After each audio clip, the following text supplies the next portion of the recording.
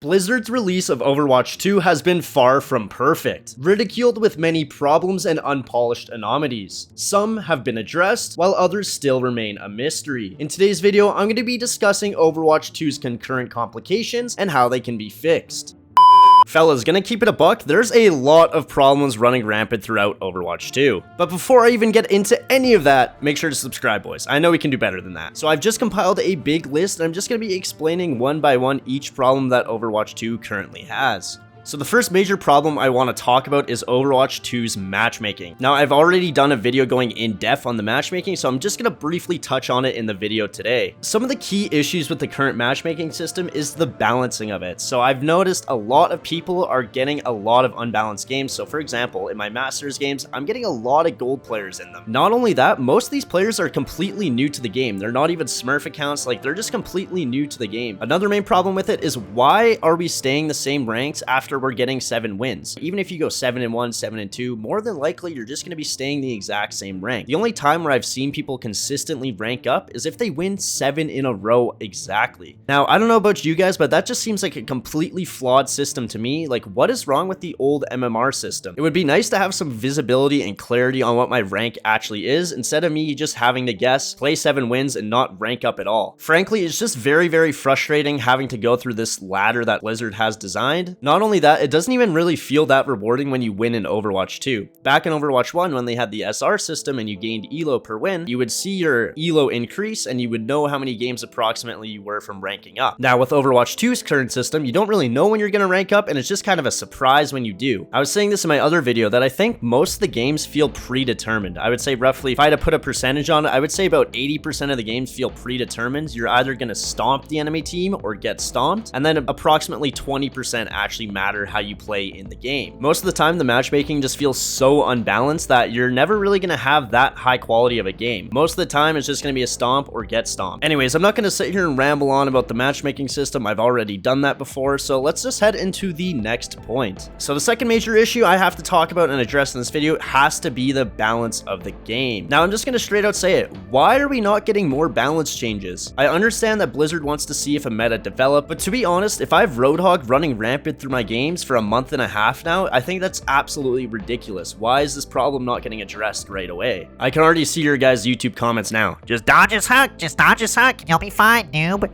Like, yes, call me a noob all you want, but it's not even the fact of the Roadhog being played. It's literally just the fact that I see him every game, and it's just boring to play against. I really feel like Blizzard should move towards a system like Valorant or League of Legends, having patches every 2 weeks. I think that would make the game a lot more competitive in today's gaming market. With people's attention spans nowadays, people get bored very, very easily, and if you're not updating your game more than once a month, then I feel like that's a big problem. I feel like there wouldn't be really any downside if we had more patches. It would keep the game more fresh and last way longer. Right now, if we're only getting 1 patch a month, the meta becomes very, very stale quickly, and we're just playing the same characters over and over. Not only this, but why are we decreasing the map pools as well? I feel like if you're not going to balance the game and give us only a patch a month, like at least increase the amount of maps we have to play. Not only this, but I feel like Blizzard's balancing needs to be fixed as well, just the way they balance the game in general. For example, once they do eventually nerf Roadhog, they're not even going to take a look into account the tanks that might be OP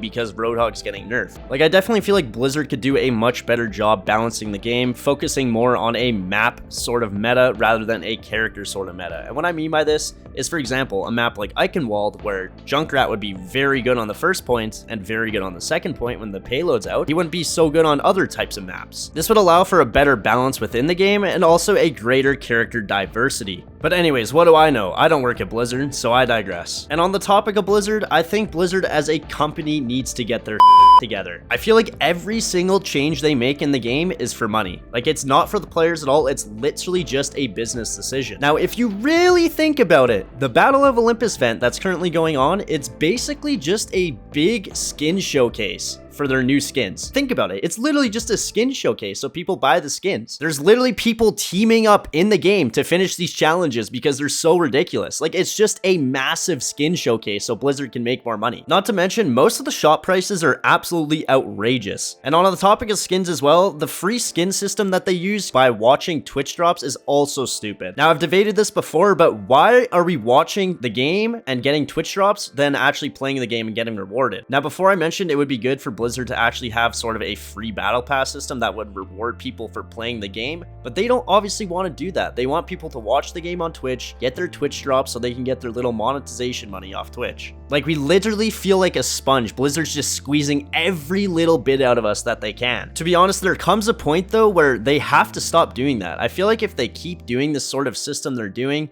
and they're trying to squeeze every little penny out of us as possible, then they're probably just gonna end up killing the game off. Now, the reason I say this is people are eventually gonna catch on to what Blizzard's doing, and it's just honestly not good for the player base at all. Their balancing is terrible, and they're not updating the game enough, and all they're doing is focusing on money rather than actually caring about their player base that's keeping the game alive. Just work a job and you can afford the skins. Like, bro, I don't want to hear it. You don't ever analyze this type of stuff. You're literally just there being an AI in your gold games. Like, I don't want to hear it. I'm sure everyone knows it though. Billion-dollar company, by the way. Now, the last thing I want to talk about in this video is push. Now, I'm gonna raise the question to the community.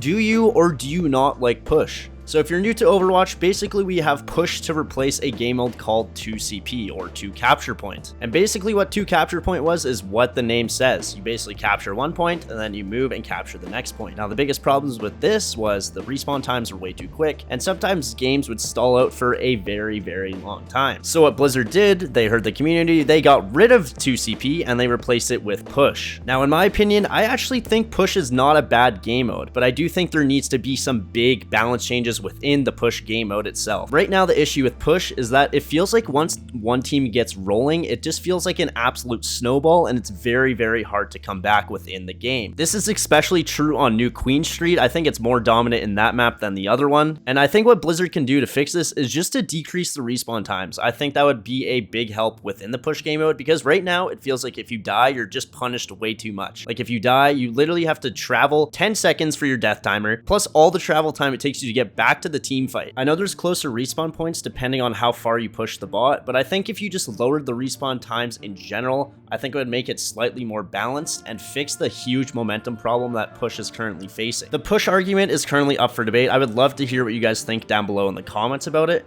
but I think the current main 3 problems are definitely the matchmaking. That's got to be number 1. That's got to be fixed first. Besides anything else, it has to be fixed. The balancing is very bad right now. Roadhog needs to get nerfed. They need to do balancing quicker as well. Like, this month, patch notes is not going to cut it. It really isn't. I'm sorry, it's not.